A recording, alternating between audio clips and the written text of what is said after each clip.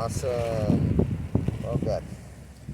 Yeah, hey there, how's it going, viewers? Whoever you may be, maybe just, again, me and Ray still after, like, what, the 100th video? Who knows for sure?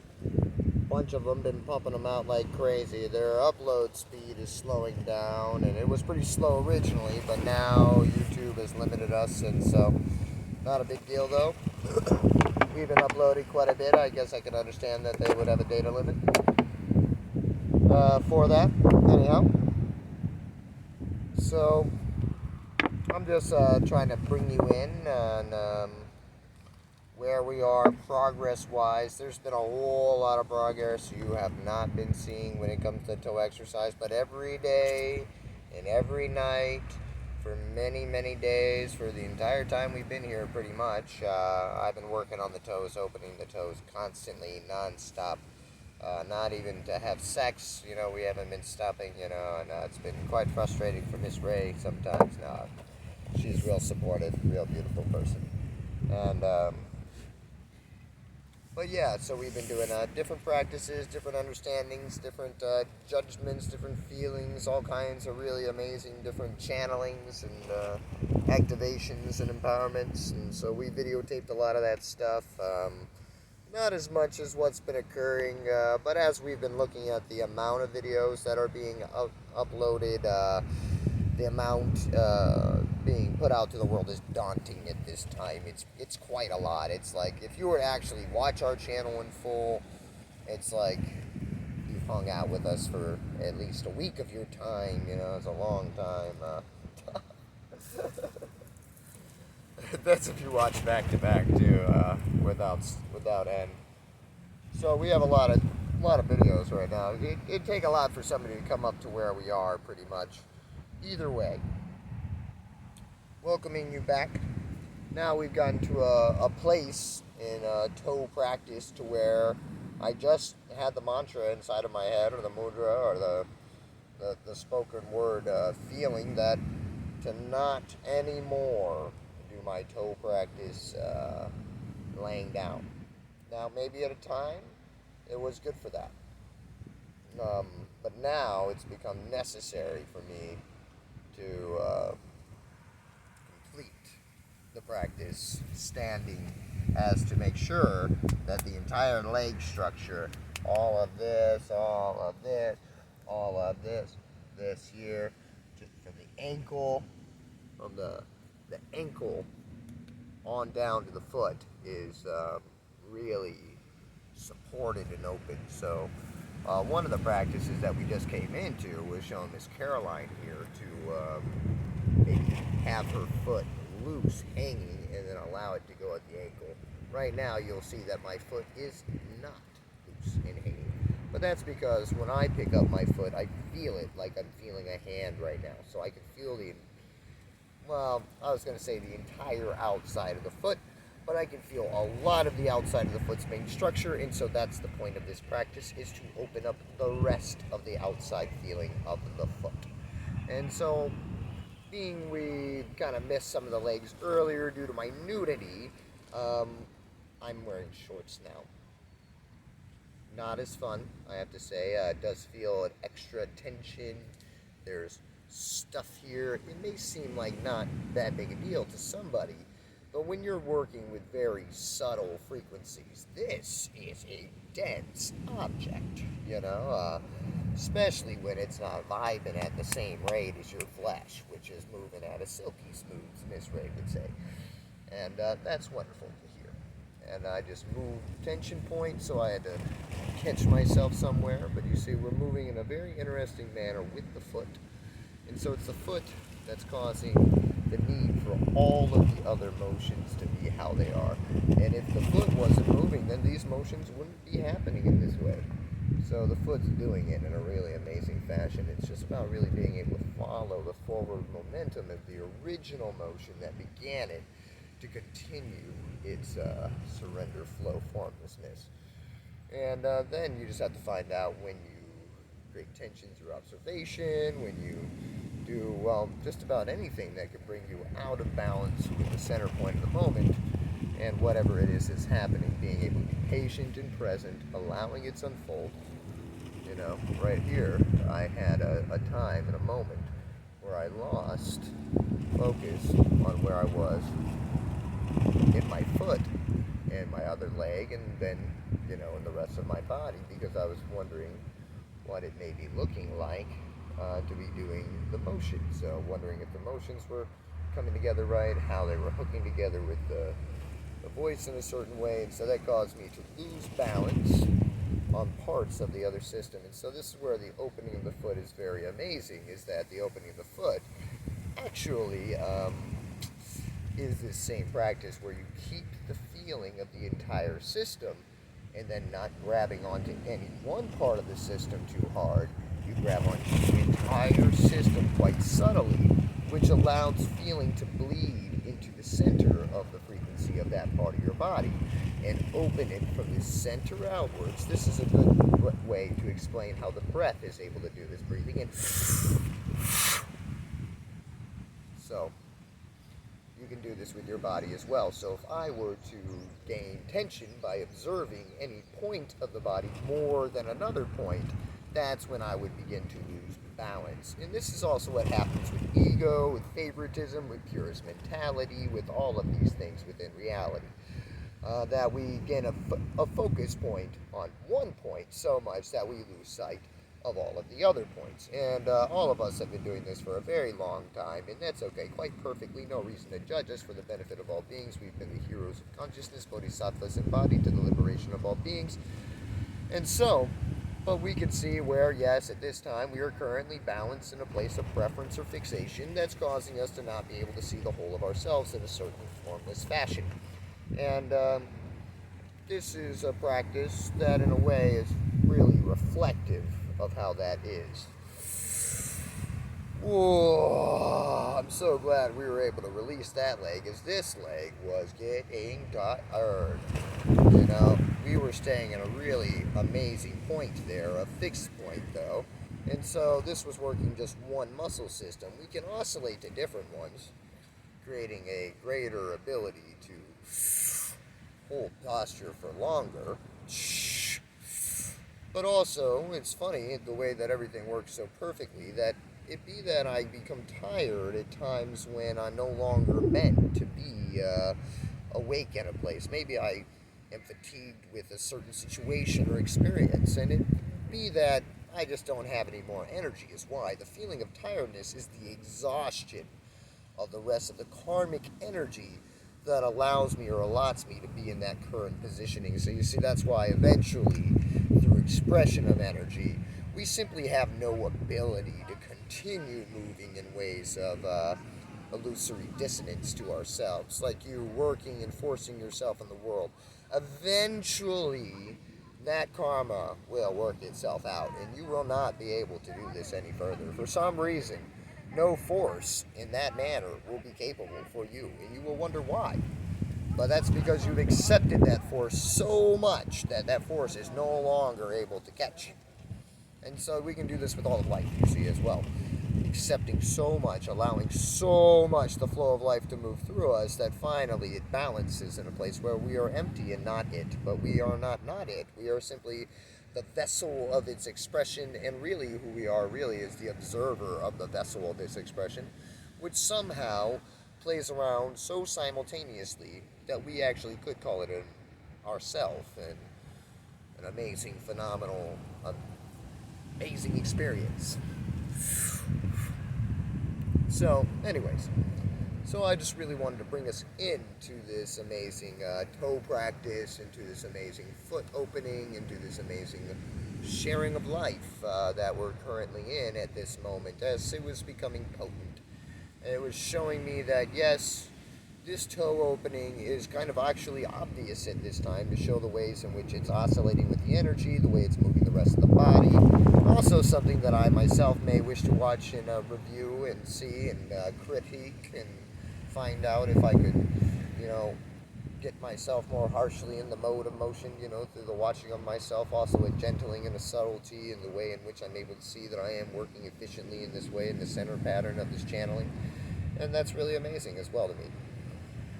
So, anyways, so far we've been moving through a lot of different motions, a lot of different mudras, and a lot of different flows. It makes me wish to go back to where we were before. But I can see that we're balancing here, so it's going to be very difficult for me to back out of a certain type of balance point of positioning without a certain realm of karma to show me that it's okay to do that. Because, comfortability is, well, comfortable for a good reason. It's obvious that I'm meant to be here. I feel comfortably here. It's going to take a lot of force to get out of here.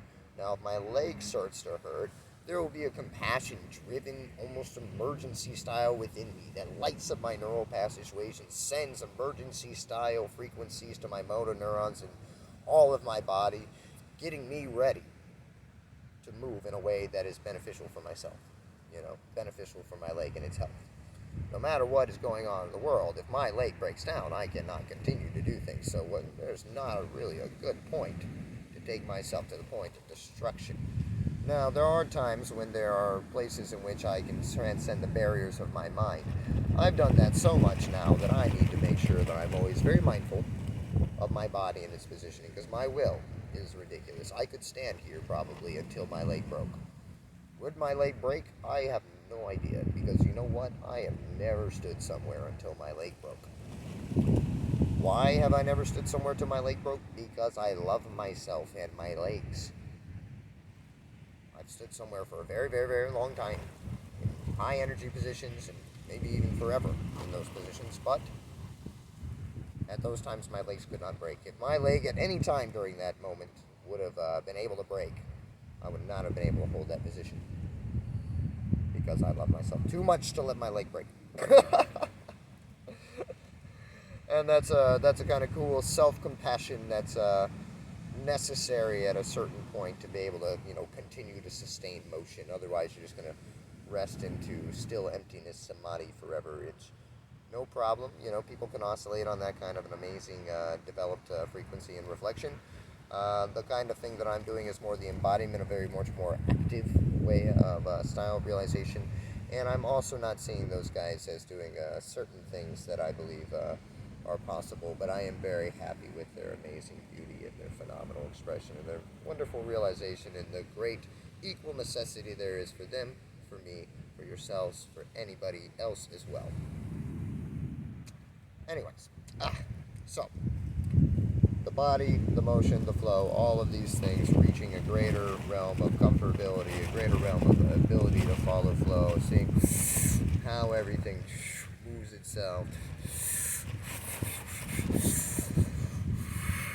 It's really about being able to be patient, being able to be very patient and very present. How long do I stay in this position? Well, I don't know. If I'm not really super focusing and I'm kind of letting myself fall into positionings, it's easy for me because I'm not trying at all. It does it literally on its own. So it's more like a step of getting out of my way. I had a man, I told him that recently. He said, "Bro, you don't have to get out of your way. You are the way." And I thought that was the coolest shit ever, and I was super elated when I received it because I was just in the style of a giant flow that was really sturdy, and I felt like in that moment I was the way. So that was really great, and we're all the way. So it's not like I'm saying, but I mean in a way that's extra chord shape. So anyhow, that reminds me of the preference we were talking about. If I take preference to any one of these positionings, I will lose my balance. That is the same for everybody in life. If you take preference to any one of your positionings in any part of life, you will lose balance. And so if you can just soften your gaze, allow yourself to see everything equally, and that's like the same thing you would do if you were to just feel your body, every bit of it, but not hold on to it, not grasp it. Just feel it and allow the feeling to envelop the entirety of your body. If you could do that with your body, you could even maybe do that with your present surroundings. You can do that with your present surroundings, and you've got phenomenal imagination that can allow motions and energies to move through imaginative fields of understanding. Then you can probably, extend that feeling to the whole of consciousness perceivable by your imaginative self. And that would be reflective to you as the same thing as if you really did perceive the feeling of the entirety of consciousness. And this could be a wonderful sowing of a seed that would ripple back to you a wave of energy that would bring to fruition the intention that was set through the embodiment of yourself in such a beautiful, equanimic manner. which is phenomenal, by the way. And so yeah, for me, if I fall out of balance or I do any of that, it's because I'm watching myself so much that I've gained preference. Maybe I'm worried, I'm in doubt, I care what people think, at this, that, the other. But if I really allow myself to just fucking fully be myself in any moment, it's easy that I'll never be over this or under that. I'll always be right on point with myself. And being here right now with this personal myself, with the words that I'm saying right here, right now, fully, every bit of my actions. Now that is the greatest way for me to be in the unity of everything around me. It's fucking super easy. But it's also quite difficult due to typical style chord shakes in society that make us feel like we need this, we need that, we have to govern for this, we have to govern for that, we have to attack, we have to defend.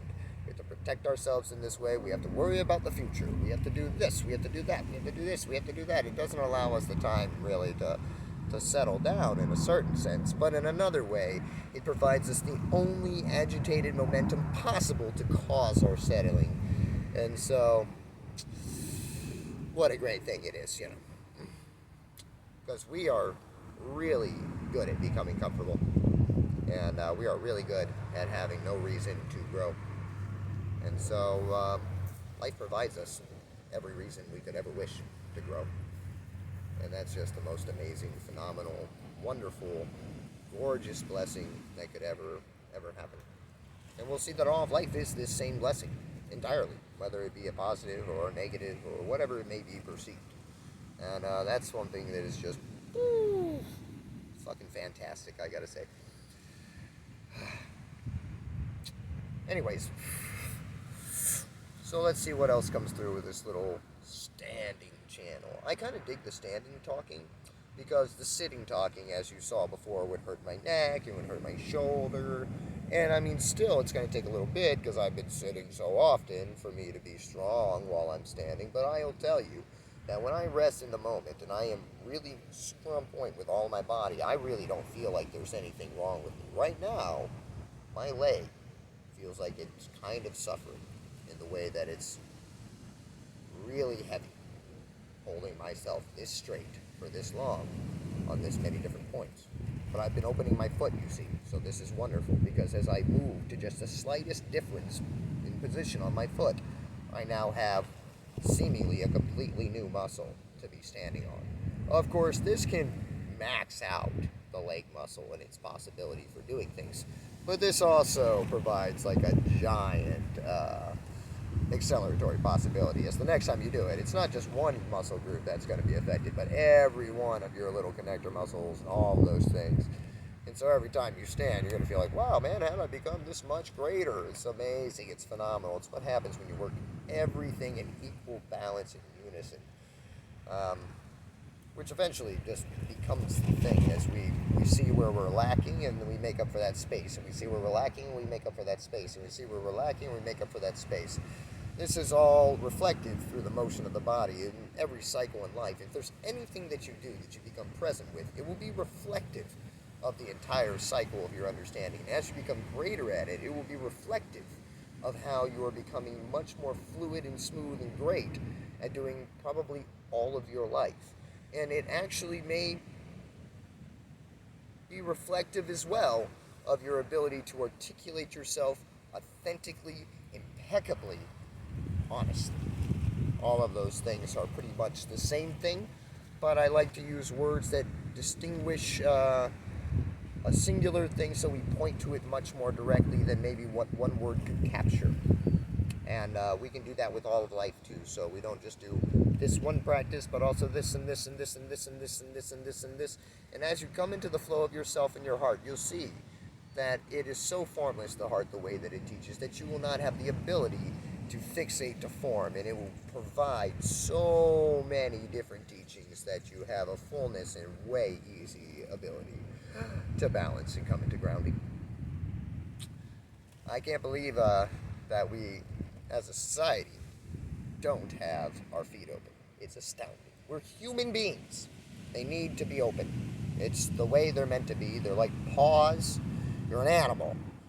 And And yeah, it's just the greatest blessing in the world to be able to open my feed. And thank you for everything, for allowing me to do that. Every being entirely, all the experiences that you're having currently and will ever have or have ever had, because of the amazing unity and balance I know that we're all in. I know that all of these motions around me are moving me. So it's actually because of everybody doing exactly what they're doing that I'm able to do what I'm doing exactly.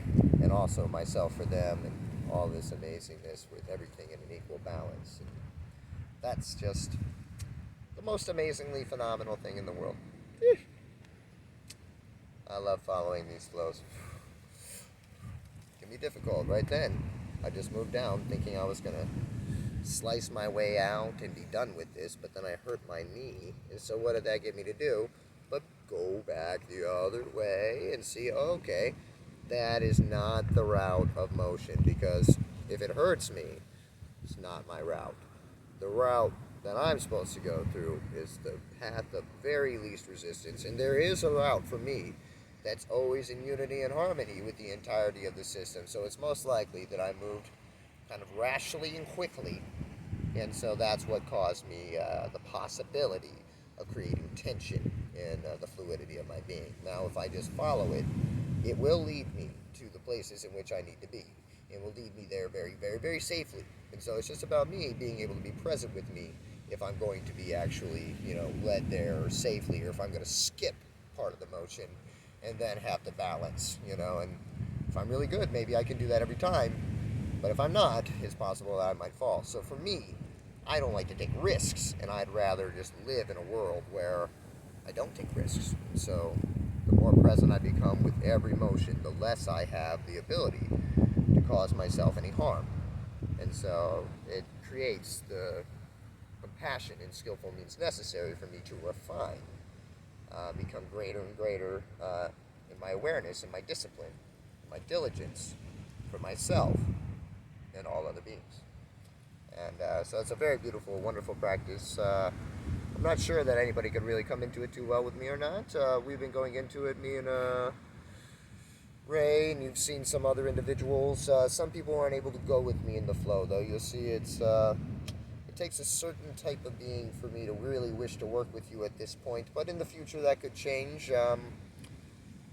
Pretty much the videos are going to be something I wish for people to watch. There's a lot within the videos. There's a whole dialogue, a whole algorithmic pattern in teaching going on that I think can really bring people pretty nearly up to speed by this time.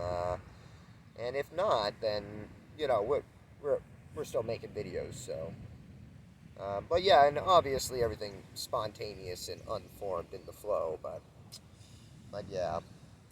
I'm just not sure at this time how applicable it is for me to teach people this energy motion, as it's really something that I can just help people come into subtlety in themselves, to where they can open up the ability to move with fluidity. But it is really reflective of your own consciousness. I can flow like this because my consciousness is really amazing and balanced and grounded. It's really centered in the symmetry. I've spun my left and my right into a ball in front of me. I can move limitlessly.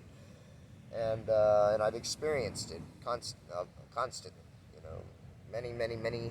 many times. Still now, I'm in a constant medicine ceremony in my energy. Very powerful, very strong. People feel it all the time, and cry with me all the time now. It's so beautiful. I can't believe it. How gorgeous to trust the flow and watch it unfold, and just watch it, and watch it unfold in great perfection constantly. And so I'm just constantly here to give the teaching of this, to give the wisdom of this, give the sharing of awareness of this amazing, perfect unfolding and how it is, and to debunk the silly secrets of the world and all of these different things, and bring us into just a quicker realm of realization, because we are worthy, and we are pure, and we are innocent. There are no wrongdoers here. There are people that are confused. There are people that are ignorant. There are people that are trying their very best. And I love those people. And so let's give them the medicine. All right. Well, I love you all very much. And I thought I would show you more foot practice, but at this moment, I think I'll stop for now. I love you very much. Thank you.